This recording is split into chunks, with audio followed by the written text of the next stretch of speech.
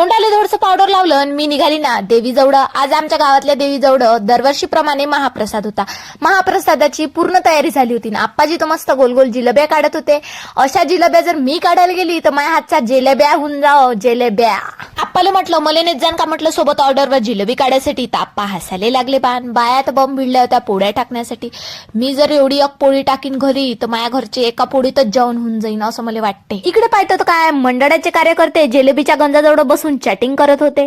महाप्रसादाचा पूर्ण स्वयंपाक बनवून तयार झाला होता. मग काय आम्ही नैवेद्य वगैरे काढले. जेवण एक ताट वगैरे तयार झालं होतं सणसण. फक्त वेळ होती देवीच्या आरतीची आणि गावकरी येण्याची. सगळं जेवण नैवेद्य घेऊन आम्ही देवी जवळ आलो. मग काय देवीच्या जेवणाची तयारी झाली. छान केळीच्या पानावर देवीची पत्राड सजवण्यात आली. त्याच्यावर दिवे लावणं याच्या सगळ्यांनी मदत केली.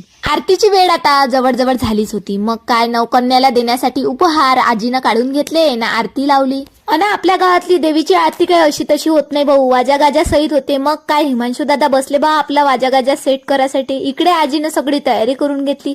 मग आरतीला झाली बा सुरुवात.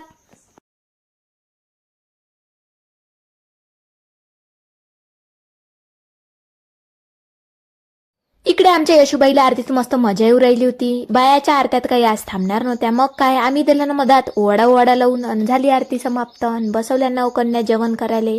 इकडे गावातल्या लहान लहान नवकन्या जेवण करायला बसल्या छान केळीच्या पानावर. कसा वाटला तुम्हाला ब्लॉग कमेंटमध्ये नक्की सांगा. भेटूया नेक्स्ट ब्लॉगमध्ये.